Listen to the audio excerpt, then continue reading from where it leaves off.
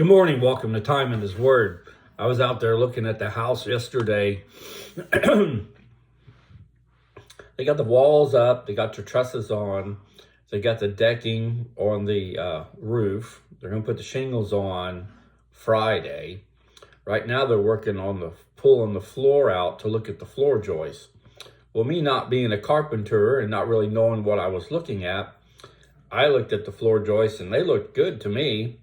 A couple of them looked a little low, but nothing real bad. Well, the carpenter messaged me last night and said, so far, the majority of the floor joists that they've seen, they're going to have to tear out and put new ones in because they sag as much as 2 to 2.5 inches. He said that's too much to build up. It's easier and cheaper to put new ones in. So it got me to thinking, when we become a Christian, we throw off our old life, our old self, and we take on a new being. It's just like I read about an example one time. A professor gave a class a pop quiz, and he said, now nobody turned the paper over till I've handed them out to everybody. And he handed them all out, and he said, now there's no right or wrong answer. This is just to see your chain of thought, one of those type of tests.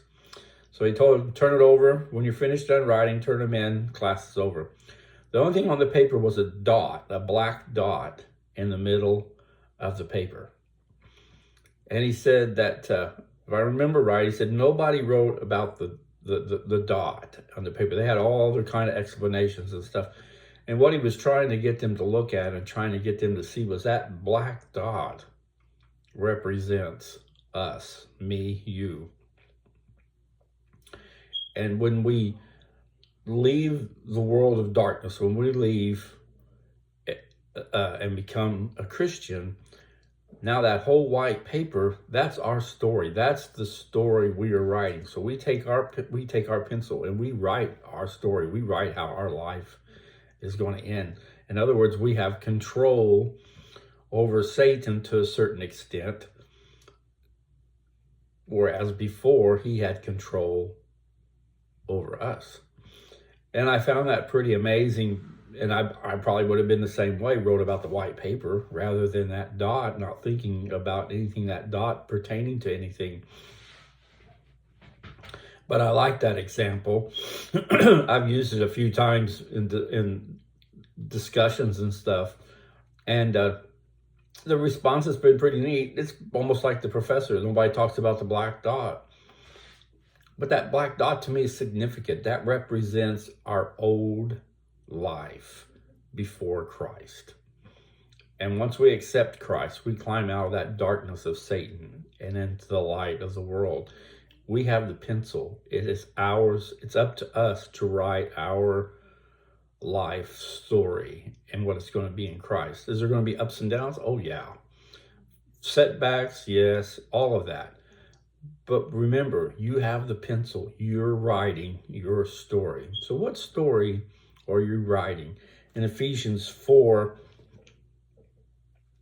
if I had my finger marked on the verse, there it is, 22, that in reference to your former manner of life, you lay aside the old self, which is being corrupted in accordance with the lust of deceit being devil, and that you renew in the spirit of your mind and put on the new self, which in the likeness of God has been created in righteousness and the holiness of the truth. So think about that. Think about that today as you go through the day. A piece of paper with a black dot. You've got the pencil. What's the story that you're going to write about in your life in Christ?